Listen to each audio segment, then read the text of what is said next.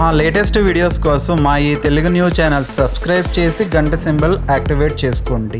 రేపు గురువారం పైగా పుష్యమి నక్షత్రం కలవబోతోంది. కాల్చండి, తెల్లవారేసరికి మీ జాతకం మారిపోతుంది. కోట్ల కట్టలు వచ్చి పడతాయి, సమస్యలన్నీ పోతాయి, కష్టాలన్నీ పోతాయి, లక్ష్మీదేవి అనుగ్రహం కలుగుతుంది. మన జీవితంలో ఎన్నో కష్టాలు సమస్యలు ఎదుర్కొంటూ ఉంటాము. ముఖ్యంగా ఆర్థికపరమైన ఇబ్బందులు మనల్ని మానసికంగా కృంగదీస్తాయి.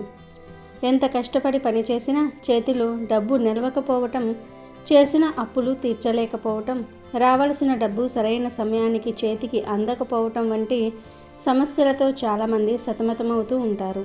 అయితే మన ప్రాచీన శాస్త్రాలు, జ్యోతిష్యం ఇలాంటి సమస్యల నుండి బయటపడడానికి ఎన్నో సులభమైన కానీ అత్యంత శక్తివంతమైన పరిహారాలను సూచించింది. అలాంటి వాటిల్లో ఒకటి ఈ గురువారం రాత్రి చేయబోయే అద్భుతమైన పరిహారం. దీనికి కావాల్సింది కేవలం ఒకే ఒక్క ఆకు, కానీ ఆ ఆకు మీ జీవితాన్ని, మీ తలరాతను మార్చే శక్తిని కలిగి ఉంటుంది. గురువారం రాత్రికి ఈ ఆకును కాల్చితే చాలు, తెల్లవారేసరికి మీ జాతకం మారిపోతుంది. మీ ఆర్థిక పరిస్థితుల్లో అనూహ్యమైన మార్పులు రావటం ఖాయం. ధన ఆకర్షణకు ఉన్న అడ్డంకులు తొలగిపోయి డబ్బు వరదలాగా వచ్చి మీ ఇంట్లో పడుతుంది. మరి ఇంతకీ గురువారం సాయంత్రం ఏ ఆకును కాల్చాలి, ఏ ఆకును కాలిస్తే రాత్రికి రాత్రే మీ జీవితం మారిపోతుంది అనే విషయాన్ని ఇప్పుడు మనం ఈ వీడియోలో వివరంగా తెలుసుకుందాము. అంతకన్నా ముందు ఒక పవిత్ర కథను విందాం. ఫ్రెండ్స్, ఫస్ట్ అయితే కామెంట్ బాక్స్లో ఓం లక్ష్మీ నమో నమః అని కామెంట్ చేయండి. అలాగే వీడియోను లైక్ చేసి మా ఛానల్ను సబ్స్క్రైబ్ చేసుకోవటం మాత్రం మర్చిపోవద్దు. ప్రశాంతమైన క్షీరసాగరంలో ఆదిశేషుని పాన్పుపై ఎంతో ప్రశాంతంగా పవలించి ఉన్నాడు సకలలోక రక్షకుడైన ఆ శ్రీ మహావిష్ణువు. ఆయన పాదాల వద్ద కూర్చొని అత్యంత భక్తి శ్రద్ధలతో ఆయన పాదాలను ఒత్తుతూ సేవ చేస్తుంది జగన్మాత, సిరి సంపదలకు అధిదేవత అయిన శ్రీ మహాలక్ష్మీదేవి. భూలోకంలో జరుగుతున్న వింతలు, విశేషాలు, మానవుల ప్రవర్తన గురించి ఆ దంపతులిద్దరూ ముచ్చటించుకుంటున్నారు. అలా మాట్లాడుకుంటున్న సమయంలో లక్ష్మీదేవికి భూలోకవాసుల గురించి ఒక సందేహం వచ్చింది. వెంటనే ఆమె ఎంతో వినయంగా మహావిష్ణువులు చూసి ఇలా అడిగింది: స్వామి, నా మనసులో ఒక చిన్న సందేహం ఉంది. భూలోకంలో చాలామంది దంపతులు చిన్న చిన్న విషయాలకే పట్టింపులకు పోయి ఇద్దరి మధ్య ఏదైనా చిన్న గొడవ జరగగానే కోపంతో రాత్రిపూట వేరువేరు గదులలో పడుకుంటూ ఉంటారు కదా. అలా ఎవరికి వారు అహంకారంతో ముఖం తిప్పుకుని భార్యాభర్తలు విడివిడిగా నిద్రిస్తే ఎలాంటి పరిణామాలు ఎదురవుతాయి? అసలు భార్యాభర్తలు ఒకే చోట నిద్రించాలని పెద్దలు ఎందుకు చెబుతారు? దీని వెనుక ఉన్న ఆంతర్యమేమిటి? దయచేసి నాకు వివరించండి అని కోరింది. లక్ష్మీదేవి అడిగిన ఆ అమాయకమైన కానీ లోకానికి ఎంతో ఉపయోగపడే ఆ ప్రశ్న విని శ్రీ మహావిష్ణువు చిరునవ్వు చిందించారు. లక్ష్మి, సృష్టిలో నీకు తెలియని ధర్మమేముంటుంది?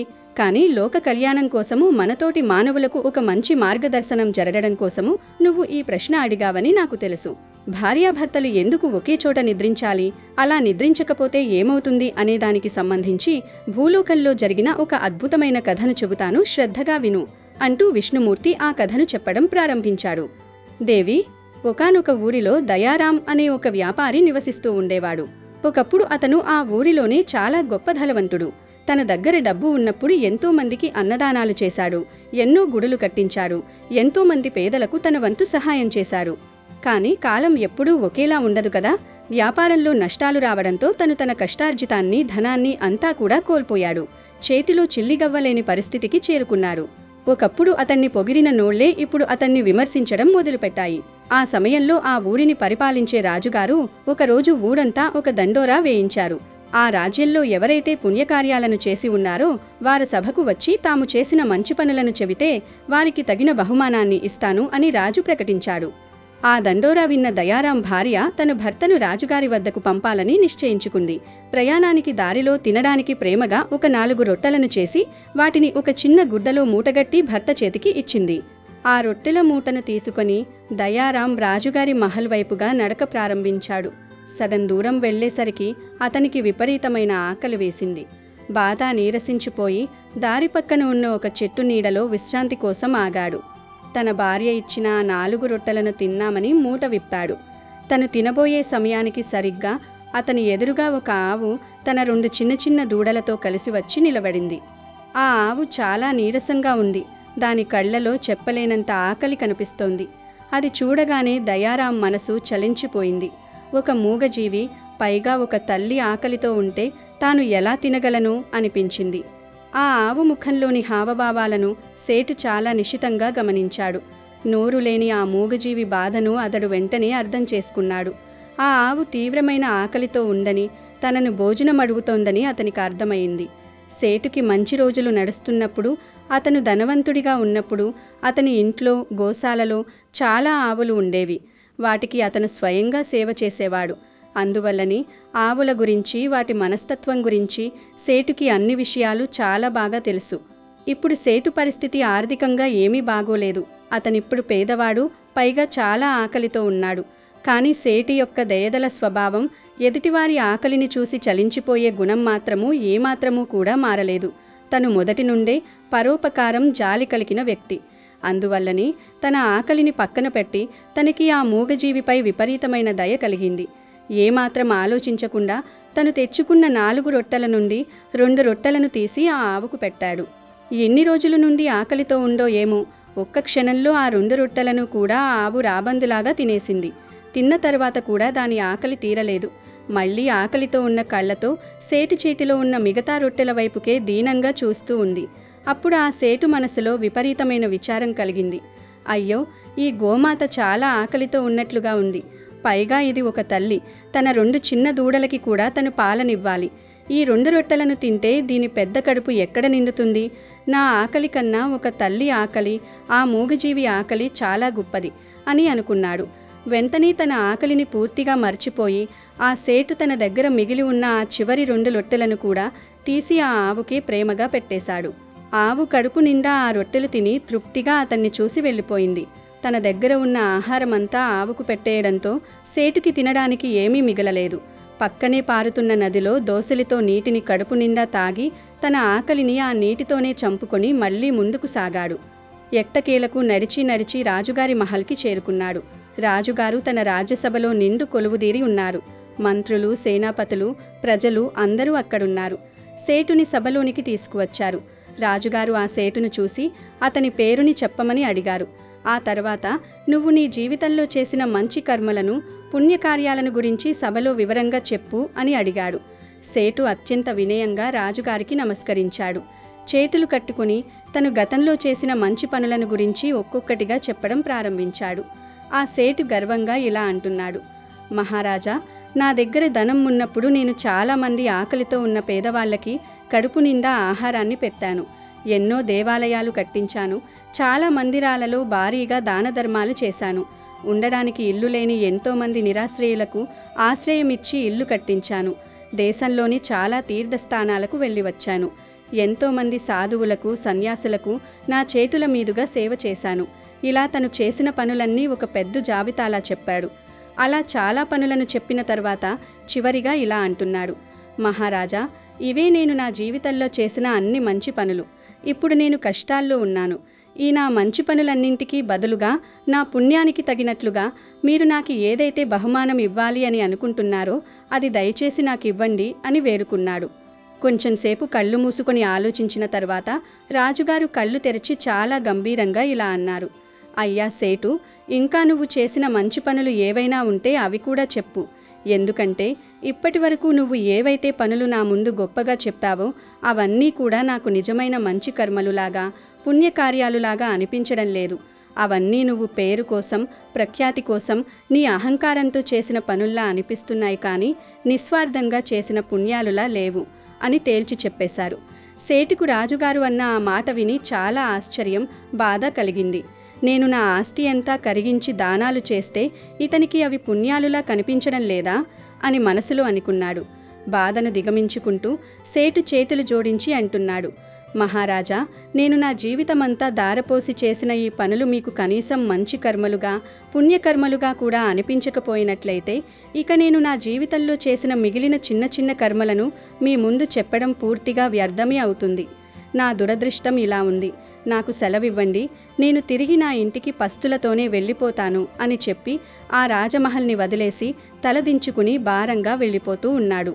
ఇంతలో ఆ రాజుగారి దర్బారులో చివరన నిలబడి ఉన్న ఒక సామాన్య వ్యక్తి ఒక్కసారిగా ముందుకు వచ్చి రాజుగారితో ఒక విషయం చెప్పాడు. ఆ వ్యక్తి చెప్పిన మాటలు విన్న తర్వాత రాజుగారు ఆశ్చర్యపోయి వెంటనే బయటకు వెళుతున్న ఆ సేటును భటుల ద్వారా మళ్లీ సభలోకి వెనక్కి పిలిపించారు.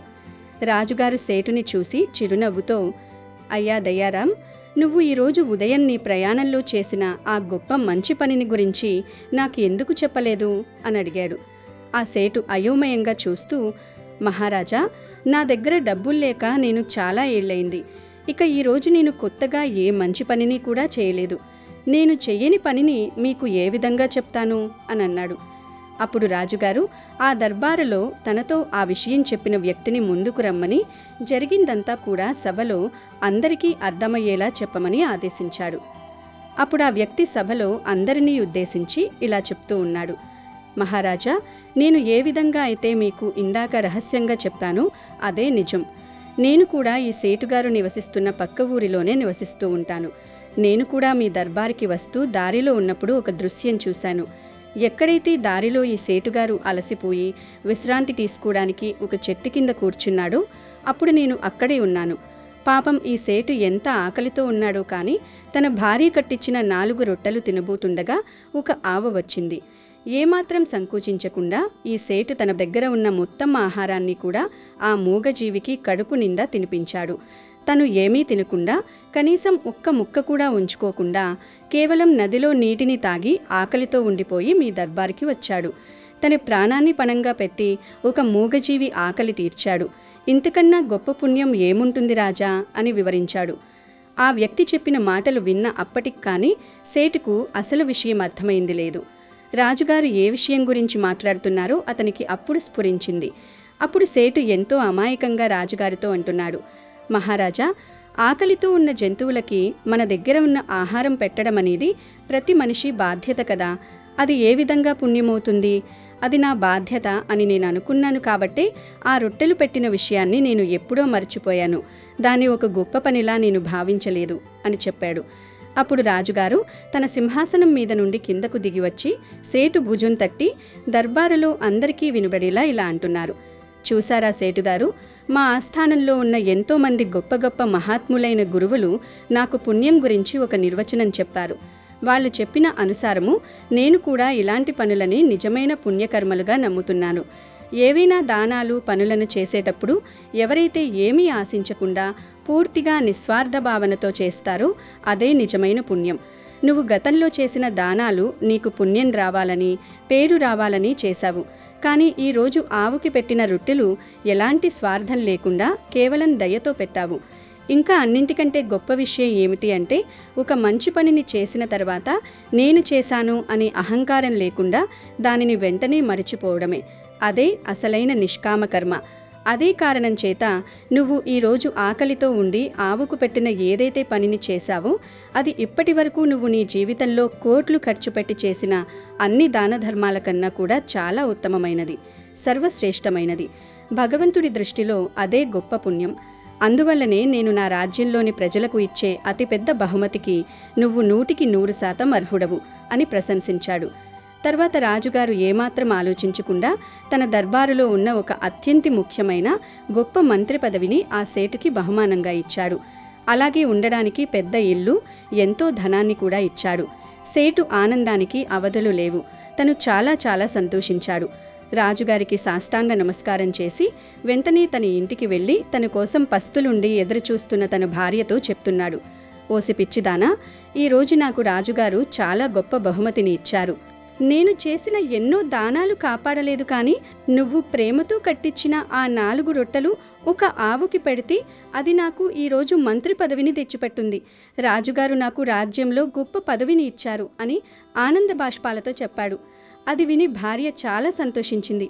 సేటు భార్య దేవుడి పటాల ముందు నిలబడి 2 చేతులు జోడించి అంటుంది, ఓ భగవంతుడా, నీకు నా వేల వేల ధన్యవాదములు.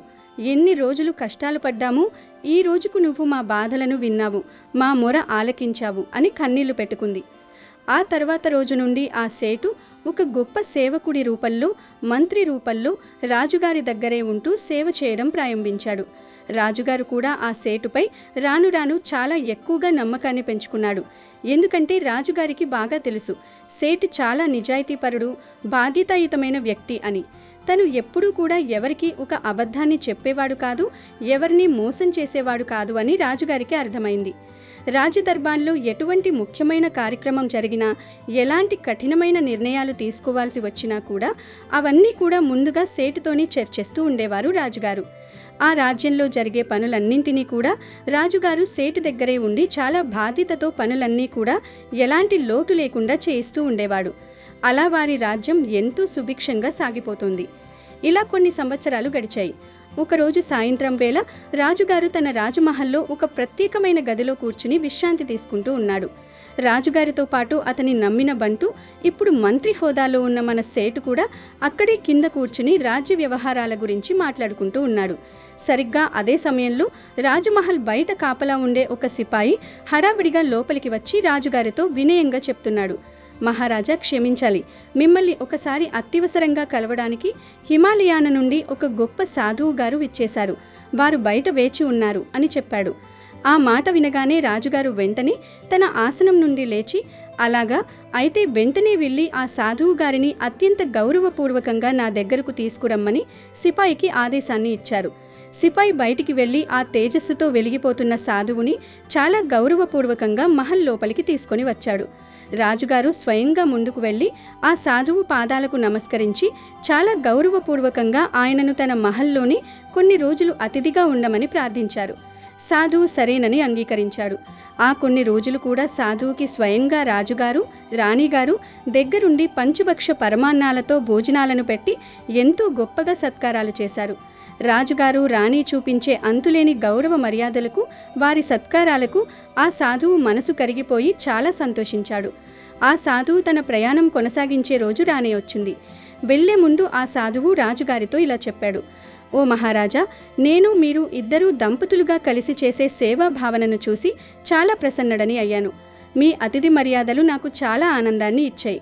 అందువల్ల నేను ఇక్కడ నుండి వెళ్లే ముందు నా తపస్సు ద్వారా నేను తెలుసుకున్న ఒక గొప్ప రహస్యాన్ని, మీకు ఒక మంచి విషయాన్ని చెప్పాలి అని అనుకుంటున్నాను. మీరు మీ జీవితంలో ఏ పరిస్థితిలో ఉన్నా సరే నేను చెప్పబోయే విషయాన్ని తూచా తప్పకుండా పాటించినట్లయితే మీకు, మీ రాజ్యానికి ఎప్పుడూ అన్ని శుభ ఫలితాలే కలుగుతాయి అని చెప్పాడు. అప్పుడు ఆ సాధువు అందరికీ అర్థమయ్యేలా ఒక గొప్ప జీవన సత్యాన్ని చెప్తూ ఉన్నాడు. ఓ రాజా, ప్రతి పురుషుడు కూడా తన జీవితంలో ఈ విషయాన్ని ఎప్పుడూ కూడా గుర్తుంచుకోవాలి. ఏ పురుషుడైనా సరే, అతను సామాన్యుడైనా లేదా నీలాంటి చక్రవర్తి అయినా సరే, తన భార్యతో ఎప్పుడూ కూడా చాలా మంచి సంబంధాలను ఉంచుకోవాలి.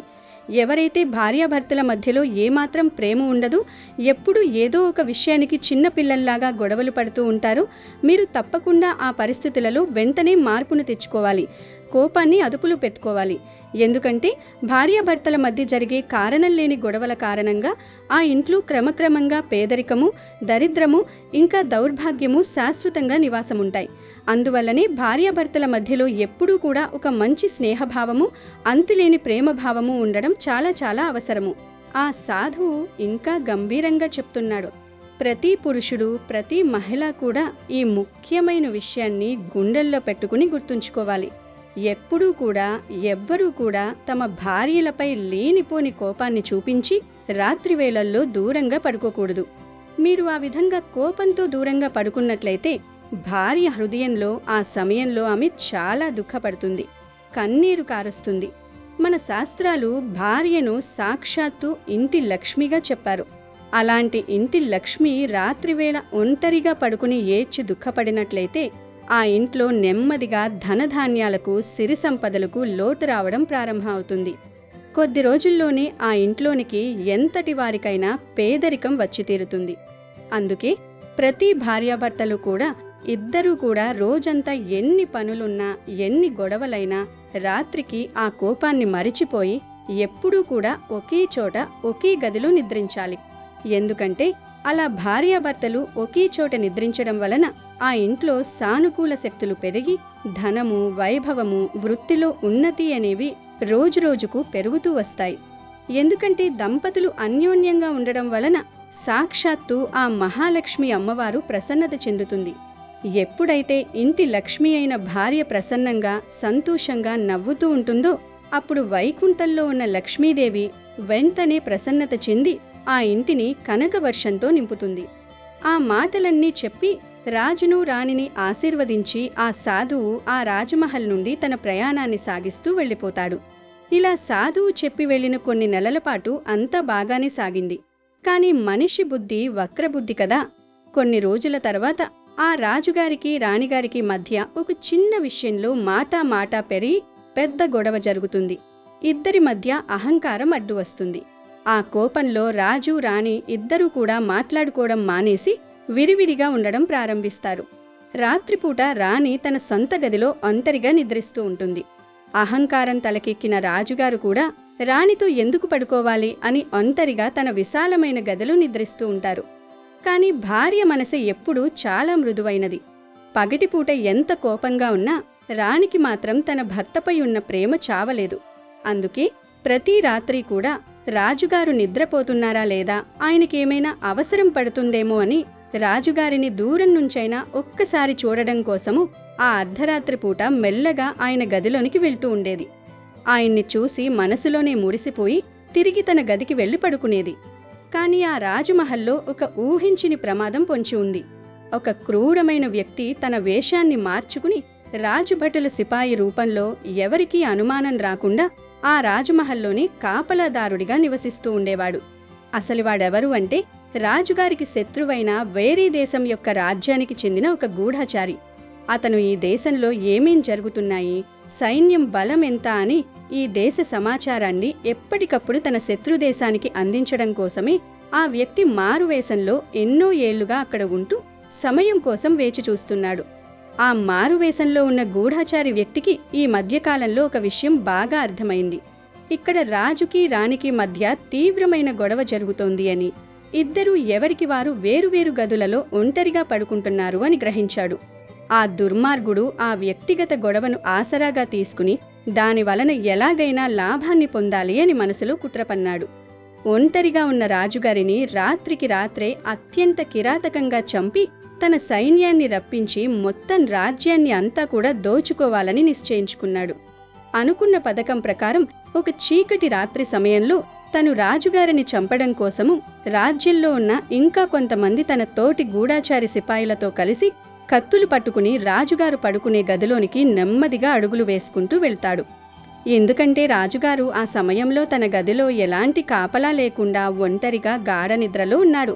ఆయనను కాపాడడానికి ఎప్పుడూ పక్కనే ఉండే ఆయన భార్య అయిన రాణి కూడా ఆ గదిలో లేదు. ఇదే సరైన సమయం అని ఆ గూఢచారి రాజుగారి గదిలోనికి వెళ్ళాడు. రాజుగారి గుండెల్లో కత్తి దింపడానికి చెయ్యి పైకెత్తాడు. సరిగ్గా అప్పుడే దేవుడి దయవల్ల ప్రతిరోజులాగానే రాణిగారు రాజుగారిని దూరం నుంచైనా ఒకసారి చూసుకోవడం కోసము ఆయన మీద ఉన్న ప్రేమతో తన గదిలోంచి బయటకు వచ్చి ఆయన గదివైపుకు వస్తూ ఉంది. గది గుమ్మం దగ్గరకు రాగానే రాణి చూసేసరికి తన కళ్ళ ముందే రాజుగారిని చంపడం కోసం కొంతమంది కత్తులు పట్టుకుని ఆయన మంచం చుట్టూ ముఖాలకు ముసుగులు వేసుకుని నిలబడి ఉన్నారు. అది చూసిన వెంటనే రాణి గుండె ఆగినంత పనయింది. కానీ ఏమాత్రం ధైర్యం కోల్పోకుండా గట్టిగా కేటలు వేస్తూ బయట ఉన్న తన నమ్మకస్తులైన కొంతమంది సిపాయిలను గట్టిగా పేరు పెట్టి పిలిచి ఆ దుర్మార్గులను వెంటనే పట్టుకోమని ఆజ్ఞాపించింది.